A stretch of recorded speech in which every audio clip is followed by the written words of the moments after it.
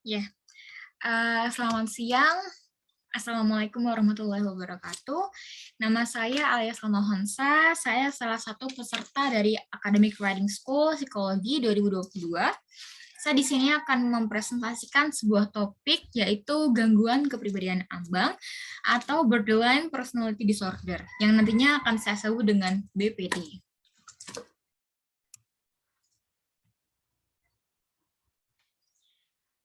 Pertama, apa itu gangguan kepribadian ambang? Jadi gangguan kepribadian ambang ini merupakan gangguan kepribadian yang masuk dalam klaster B dari 3 klaster di gangguan kepribadian DSM-5. Ciri khasnya yaitu dramatis, emosional, dan juga tidak menentu, baik secara emosi maupun perilaku. Gangguan kepribadian ambang merupakan suatu gangguan kepribadian yang mana pengidapnya menunjukkan ketidakstabilan afektif yang memicu adanya perilaku impulsif, tidak stabil dalam hubungan interpersonal, maupun suasana hati dan juga citra diri yang dimilikinya.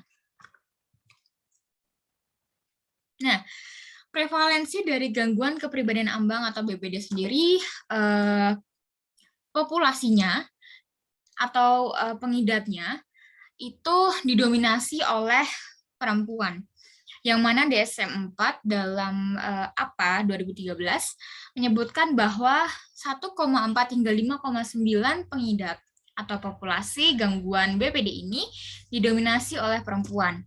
Kita bisa mengambil kesimpulan bahwa perempuan lebih rentan atau lebih berpotensi untuk mengidap gangguan BPD ini daripada laki-laki. Yang kedua, kasus yang dialami kebanyakan terjadi atau muncul simptomnya saat mereka menginjak usia remaja akhir atau dewasa awal. Hal tersebut juga dikarenakan simptom kurang dapat ditemukan atau jarang sekali ditemukan saat seseorang menginjak usia 40 tahun ke atas atau dewasa akhir. Hal ini karena saat remaja akhir ataupun dewasa awal, seseorang memang sedang dalam masa produktif dalam menjalani hubungan baik secara profesional maupun secara romantik. Yang ketiga, pengidap dapat meninggal karena bunuh diri dan tindakan yang menyakiti diri sendiri. Hal ini karena orang yang memiliki BPD seringkali mengalami penurunan atau kenaikan emosi yang secara bertubi-tubi dan juga mereka itu memiliki kecenderungan melakukan sesuatu perilaku secara impulsif dan ekstrim. Secara etiologi, BPD disebabkan karena 3 faktor, yaitu faktor genetika, faktor lingkungan, dan juga faktor biologis. Faktor genetika. Dalam suatu penelitian, ditemukan bahwasannya seseorang yang memiliki riwayat keluarga BPD atau salah satu anggotanya memiliki riwayat BPD lebih berpotensi tinggi atau memiliki potensi yang lebih tinggi untuk mengidap BPD daripada seseorang yang keluarganya tidak memiliki riwayat BPD. Kerentanan terhadap ciri kepribadian seperti neurotisme atau impulsif lah yang dapat diturunkan melalui genetik, bukan serta-merta gangguan BPD itu sendiri. Yang kedua adalah faktor lingkungan. Faktor lingkungan sendiri sebenarnya kurang disorot sebagai salah satu penyebab gangguan BPD ini. Faktor lingkungan ditemukan saat adanya kasus yang melaporkan bahwa orang yang mengidap BPD ini memiliki atau pernah mengalami kejadian atau pengalaman yang ekstrim saat masa kanak-kanak mereka. Pengalaman yang ekstrim menyebabkan seorang anak ini memunculkan atau menimbulkan adanya trauma yang akan melekat hingga mereka menginjak masa dewasa dan mempengaruhi mereka dalam menjalani kehidupan sehari-hari. Selain itu, pengalaman yang ekstrim atau penuh dengan stres atau stressful akan menyebabkan seorang anak ini mengalami disfungsi regulasi emosi karena sumbu HPA atau hipotalamus pituitari adrenalnya mengalami kegagalan dalam regulasinya, atau saat mengalami stres tersebut gagal untuk mengatasi hal tersebut. Yang ketiga adalah faktor biologis. Pada suatu tes ditemukan bahwasannya orang dengan BPD itu memiliki keabnormalan atau disfungsi korteks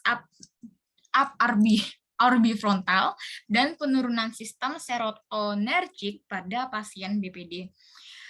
Korteks orbifrontal itu sendiri merupakan sebuah bagian di korteks atau lobus prefrontal yang berfungsi untuk mengatur perilaku sosial, pengambilan keputusan, dan juga penghambat suatu perilaku.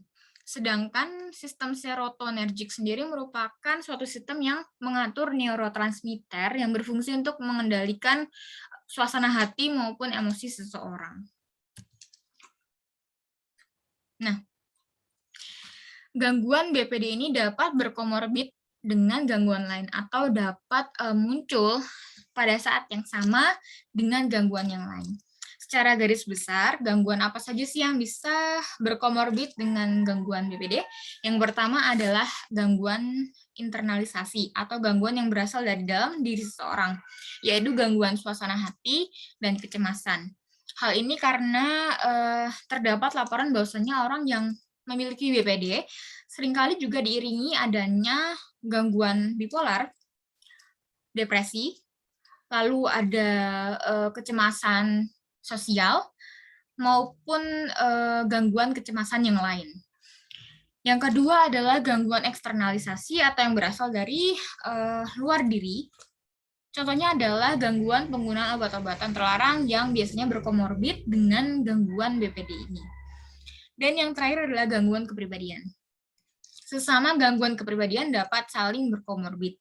Pada kasus BPD, gangguan yang dapat berkomorbid adalah gangguan kepribadian skizotip, narsistik, dan juga dependen. Khususnya dependen di sini karena orang dengan BPD ini cenderung memiliki figur lekat yang dibutuhkan baik secara romantik atau non-romantik. Nah, menurut DSM-5 terdapat karakteristik diagnostik yang dapat digunakan untuk mendiagnosis seseorang dengan gangguan BPD. Gangguan dapat dimulai pada awal masa dewasa dan harus terjadi dalam berbagai konteks seperti yang ditunjukkan dari 5 ciri atau lebih dari poin-poin yang akan saya bacakan berikut ini. Yang pertama adalah usaha-usaha panik untuk menghindari pengabaian yang nyata atau yang dibayangkan maupun khayalan atau hanya angan-angannya saja. Dengan catatan tidak termasuk perilaku bunuh diri atau merusak diri yang tercakup dalam kriteria nomor 5. Yang kedua, pola hubungan interpersonal yang tidak stabil dan cenderung intens, yang ditandai secara bergantian antara idealisasi dan devaluasi yang ekstrim. Yang ketiga, gangguan identitas, meliputi citra diri dan juga indera diri yang nyata dan terus-menerus secara tidak stabil. Yang keempat, impulsif, setidaknya pada 2 area yang berpotensi merusak dirinya sendiri, misalkan perilaku belanja, hubungan seksual, penyalahgunaan obat-obatan, mengemudi secara sembrono, maupun makan berlebihan, dengan catatan tidak termasuk perilaku bunuh diri atau merusak diri sendiri yang tercakup dalam kriteria 5. Nah, kriteria 5-nya adalah perilaku, gerakan, atau ancaman bunuh diri yang berulang, atau perilaku merusak diri sendiri. Yang keenam, ketidakstabilan afektif akibat reaktivitas suasana hati yang ditandai, misalnya disforia episodik intens, mudah tersinggung, atau kecemasan biasanya berlangsung beberapa jam dan jarang lebih dari beberapa hari. Yang ketujuh adalah perasaan kekosongan yang bersifat kronis atau dalam jangka panjang. Yang kedelapan, ketidaktepatan dalam kemarahan yang intens atau kesulitan mengendalikan kemarahan. Misalnya sering menampilkan temperamen kemarahan yang konstan, sering terlibat dalam perkelahian fisik yang terjadi secara berulang kali. Yang 9 adalah ide-ide paranoid terkait transien atau stres atau simptom disosiatif yang cenderung parah. Nah, setelah mengetahui beberapa karakteristik dari DSM-5 mengenai gangguan BPD sendiri, terdapat 2 intervensi yang dapat dilakukan untuk meminimalisir simptom BPD, yaitu secara farmakologi dan psikoterapi. Yang pertama, secara farmakologi sendiri, biasanya ini dilakukan oleh seorang psikoterapi dengan memanfaatkan obat dan juga resep. Dan biasanya obat-obatan yang digunakan adalah diantaranya 1. Antipsikotik. Nah, antipsikotik sendiri merupakan obat-obatan yang digunakan untuk meredakan kemarahan, meredakan emosi, permusuhan, dan juga episode psikotik singkat pada penderita BPD. Yang kedua adalah antidepresan. Antidepresan sendiri digunakan untuk meredakan atau memperbaiki mood yang terdepresi pada pengidap BPD. Inhibitor monoamin oksidase atau MAOI di sini digunakan sebagai modulasi pada perilaku impulsif seseorang dengan gangguan BPD. Yang terakhir adalah benzodiazepin, yang mana digunakan untuk meredakan kecemasan dan juga depresi pada pengidap BPD. Yang kedua adalah psikoterapi. Nah, psikoterapi ini dapat dilakukan oleh psikolog bersertifikat maupun psikoterapis yang biasanya menggunakan terapi perilaku untuk penderita gangguan BPD. Terapi perilaku ini digunakan untuk mengendalikan impuls atau ledakan amarah pada penderita BPD atau melatih mereka untuk mengendalikan amarah mereka saat muncul begitu, serta menurunkan kepekaan terhadap kritik dan juga penolakan dari lingkungan sekitar atau orang-orang yang berhubungan dengan dirinya. Selain itu, adanya terapi videotape di mana seseorang dengan BPD ini dapat memonitor dirinya sendiri dan menilai atau memahami bahwa perilakunya atau dirinya ini bisa mempengaruhi orang lain atau seseorang gitu, sehingga mereka bisa lebih termotivasi untuk memperbaiki kemampuan untuk menjalin relasi atau kemampuan interpersonalnya. Nah, dalam menyusun PowerPoint ini, saya menggunakan sumber referensi berupa buku oleh Kaplan dan kawan-kawan, yaitu Sinopsis Psikiatri, dan juga Hawley dan kawan-kawan, yaitu buku Psikologi Abnormal. Sekian presentasi dari saya mohon maaf apabila banyak kesalahan penyampaian. Terima kasih atas kesempatannya dan perhatiannya. Selamat siang. Wassalamualaikum warahmatullahi wabarakatuh.